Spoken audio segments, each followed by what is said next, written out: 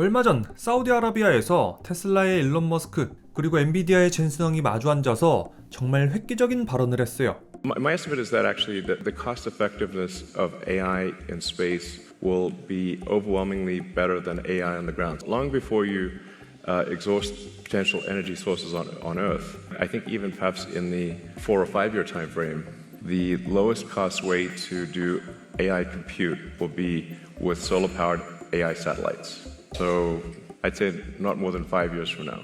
뭐? 우주 데이터 센터가 5년 안에 나온다고? 아니, 멀쩡한 땅을 놔두고 뭐하러 그 비싼 로켓을 쏴가지고 우주에다가 데이터 센터를 지어? 그냥 지구에 지으면 되는 거 아닌가? 그런데 일론 머스크의 생각은 달랐어요. 자, 오늘은 우주 데이터 센터에 대해서 한번 자세히 알아봅시다. 자, 부엉이들, 요즘 챗 GPT나 제미나이 같은 이런 AI 서비스 많이들 이용하시죠?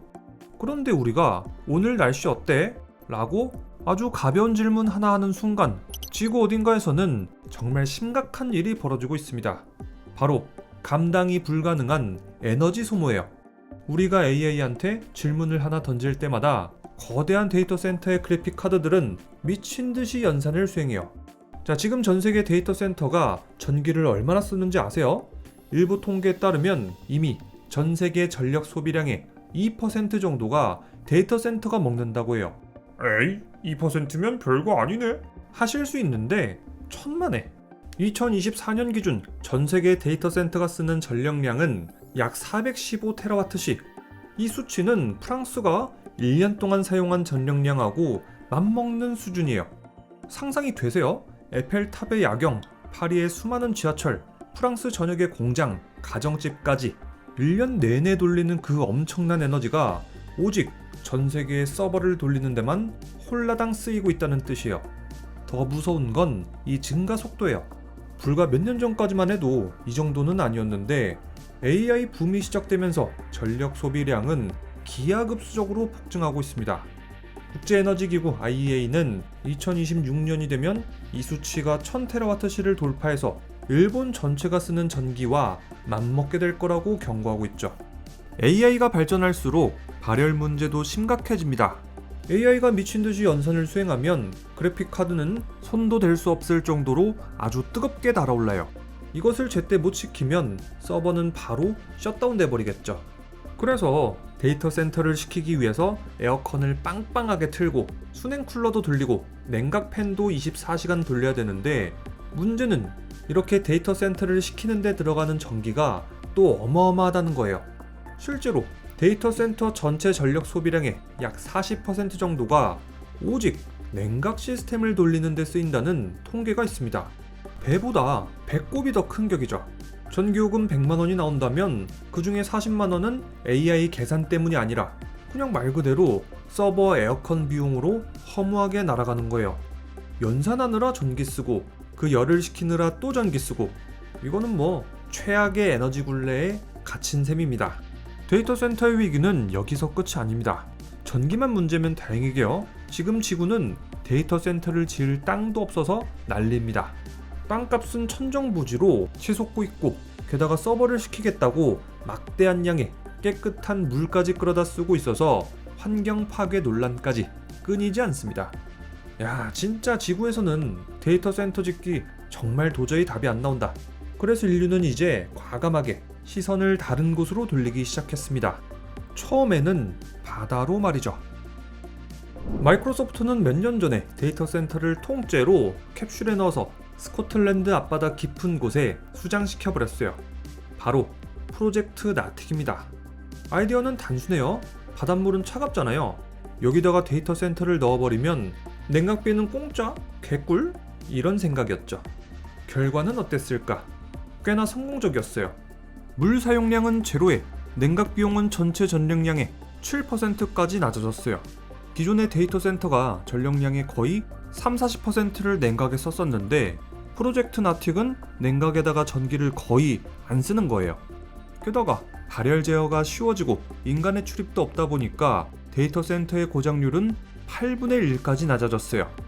하지만 치명적인 문제가 있었습니다. 바로 유지보수. 데이터 센터가 고장난다면 크레인을 이용해가지고 이거를 한꺼번에 들어올려야 됐는데 이게 워낙에 난이도도 높고 또 비용도 많이 들었다고 해요. 또 바닷물이 따뜻해지면서 주변 해양 생태계에 영향을 줄 수 있다는 우려도 나왔습니다.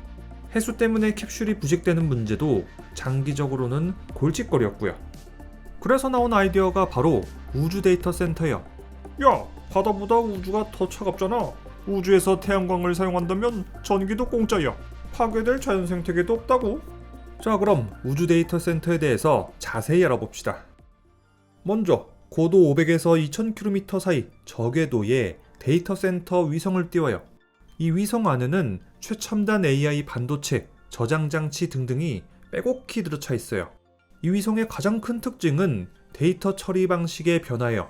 기존에는 인공위성이 지구 사진을 찍으면 엄청난 용량의 원본 사진을 낑낑대면서 지상의 기지국으로 어거지로 다 전송했어요.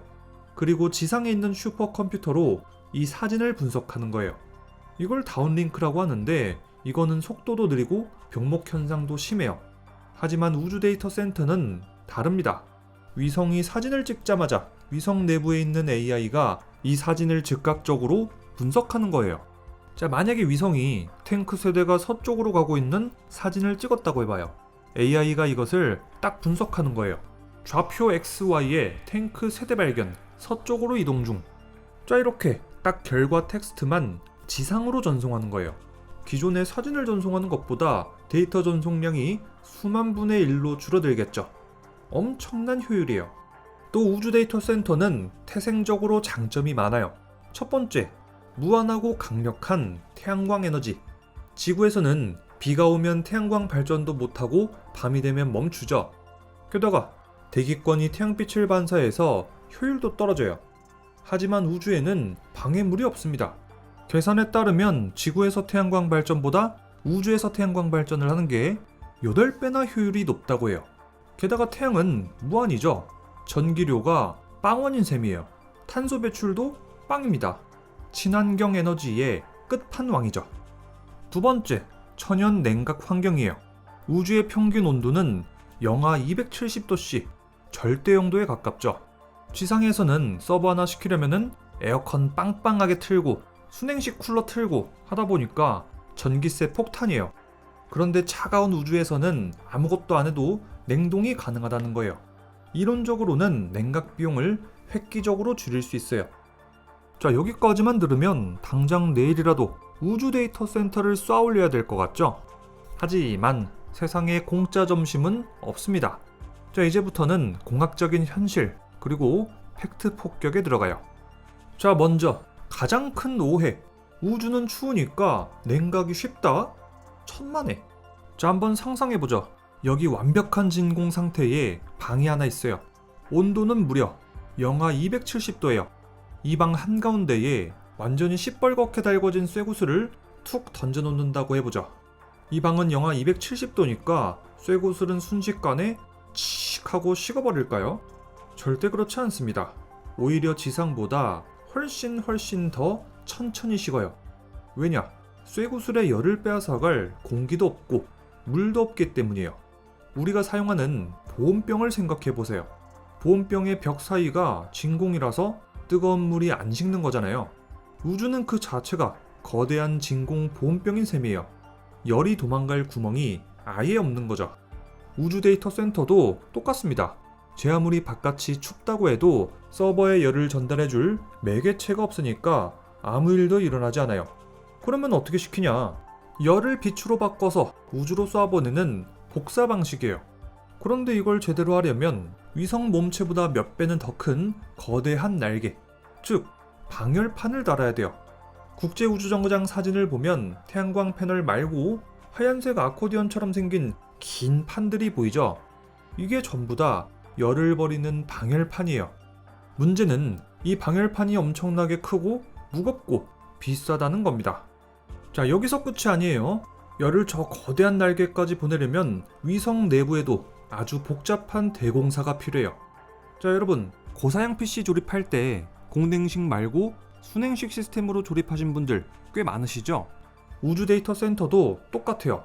반도체에다가 파이프를 꽂고 그 안에다가 냉각수를 채워서 강제로 순환시키는 이런 펌프를 24시간 돌려야 돼요.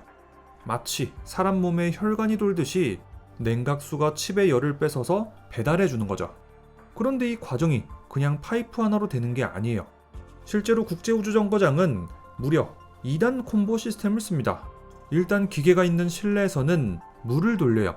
혹시라도 터져도 독성이 없어야 되니까요. 자, 그런데 이 물이 밖으로 나가면 어떻게 될까요? 우주의 영하의 온도에 배관이 바로 얼어 터지겠죠. 그래서 중간에 열교환기라는 환승센터를 둬요. 여기서 열을 액체 암모니아한테 넘겨줍니다. 암모니아는 영하 77도까지도 안 얼거든요. 결국 물, 열교환기, 암모니아, 방열판으로 이어지는 이 복잡한 혈관이 위성 전체의 거미줄처럼 쫙 깔려야 된다는 소리예요. 문제는 이 거대한 방열판에다가 펌프 돌리는 기계장치, 중간에 있는 열교환기, 그리고 이 안을 채워 넣을 물, 암모니아 액체 무게까지 합치면 이게 상상을 초월하게 크고 무겁고 비싸다는 겁니다. 게다가 이 모든 장비를 우주로 쌓아올리려면 배송비는 천문학적으로 깨질 거예요. 두 번째 문제는 AS가 어렵다는 거예요. 자, 지상에 있는 서버실이라면 하드디스크 하나가 고장나면은 직원이 카트를 끌고 가서 1분 만에 교체할 수 있을 거예요. 그런데 우주는요, 한 번 쏘면 끝나요. 하드디스크 하나가 고장났다고 해서 로켓을 쏴서 사람이 우주복을 입고 내려서 이걸 수리할 수 있을까요? 거의 불가능에 가깝겠죠. 그래서 우주용 부품은 훨씬 비싼 걸 써야 되거나 아니면 고장을 대비해서 예비 장비를 잔뜩 실어야 돼요. 이게 다 돈이고 무게겠죠. 세 번째 문제, 우주 방사선입니다. 지구는 자기장으로 우주 방사선을 보호해요. 반면에 우주에서는 이 방사선을 막을 방법이 없죠.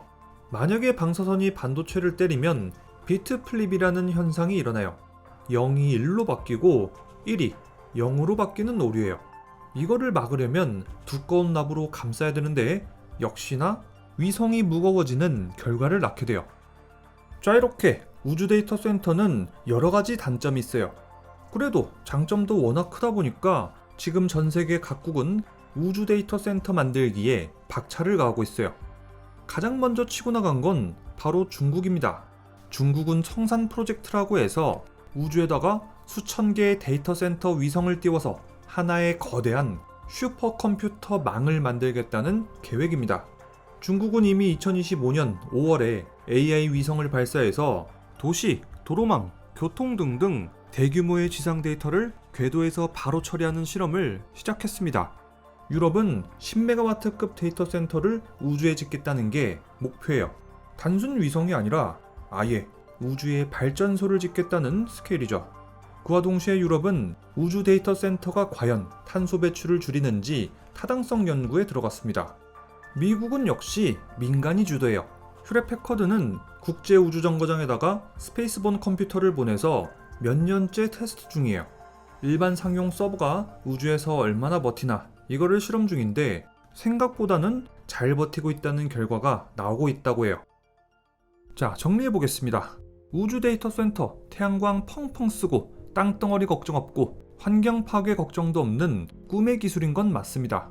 하지만 냉각이라는 공학적 난제, 유지보수 불가능이라는 현실적인 장벽도 있어요. 그래서 지금 당장은 발사 비용이 획기적으로 더 떨어지지 않는 이상 당분간은 실현이 어려울 거예요. 발열 문제는 어떻게 할 거냐? 이것도 역시 쉽지 않고요. 자, 하지만 여러분, 불과 10년 전만 해도 한 번 쏘아 올려진 로켓이 다시 내려와서 또 사용될 줄 알았나요? 일론 머스크는 이걸 해내면서 우주 발사 비용을 10분의 1로 줄였어요. 자, 그래서 스페이스X의 스타쉽이 성공적으로 상용화된다면 킬로그램당 발사 비용을 지금보다 훨씬 더 낮게 떨어뜨릴 수 있을 거예요. 그때가 되면 무거운 방열판이든 예비 서버든 마구 쏘아 올릴 수 있겠죠. 자, 그래서 어쩌면 5년 뒤 혹은 10년 뒤 일론 머스크의 말처럼 우주 데이터 센터 시대가 올지도 모르겠습니다. 자, 그럼 저는 다음에 더 신기하고 재밌는 과학 이야기로 돌아오겠습니다. 그럼 지금까지 리뷰형이었습니다.